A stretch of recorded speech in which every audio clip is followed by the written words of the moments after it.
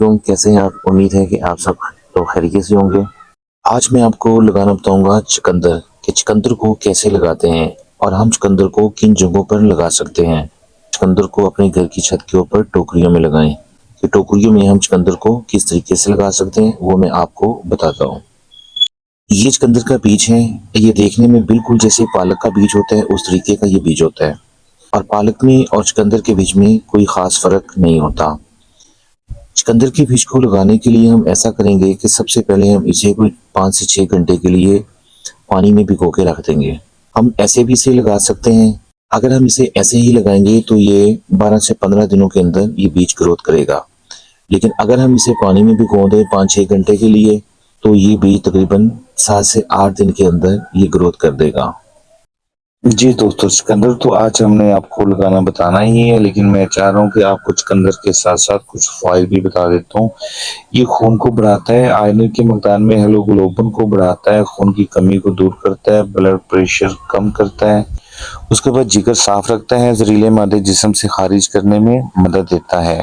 चुकंदर दिल को मजबूत बनाता है, दिल के शरियानों को सेहतमंद रखता है, मदाफ़ती निज़ाम बेहतर करता है, विटामिन से जिस्म का दफ़ाई निज़ाम मजबूत होता है, जिल्द को निखारता है, जिल्द को साफ, चमकदार और तरोताज़ा रखता है, हाजमा बेहतर करता है, फाइबर से कब्ज़ दूर और निज़ाम हज़म फ़ाल होता है, नज़र के लिए मुफीद है, विटामिन ए आँखों को सेहतमंद रखता है, कोलेस्ट्रॉल घटाता है, फाइबर से ख़राब कोलेस्ट्रॉल को कम करता है।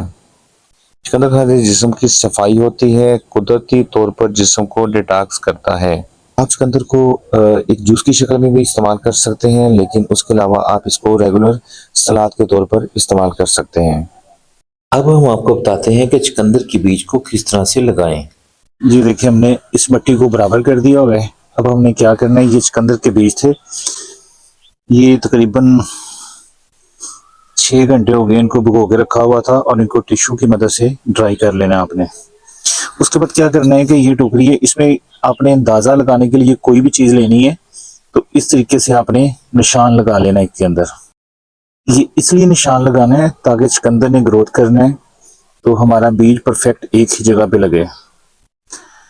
जी मेरी इस टोकरी के अंदर तकरीबन 15 बीज लगेंगे और फिर आपने क्या करना है कि फिंगर की मदद से इसको आपने ½ इंच, ज्यादा नहीं, ½ इंच आपने ये जो आपने जो निशान लगाया था इसके सेंटर में आपने ½ इंच एक होल बना लेना उंगली से जिसमें हमने बीज लगाने हैं।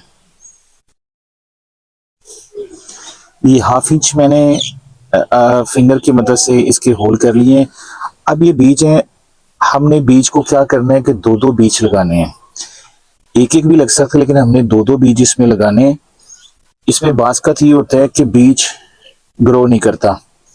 अगर ये दोनों बीज ग्रो करेंगे ना तो इससे क्या होगा कि हम जैसे ही पौधा थोड़ा सा बड़ा होता है तो हमने एक पौधे को, जो कमजोर पौधा होगा चुकंदर का, उसको हमने उखाड़ देना है ताकि इससे कम से कम एक चुकंदर तो बड़ा निकले। लेकिन बीज अगर हम एक लगाते हैं ना तो इसका पता नहीं कि वो ग्रो करता है कि नहीं करता। अगर 2 लगाएंगे तो इसमें कम से कम दोनों में से एक तो ग्रो करेगा। इस तरीके से आपने चुकंदर के बीज लगा लेने।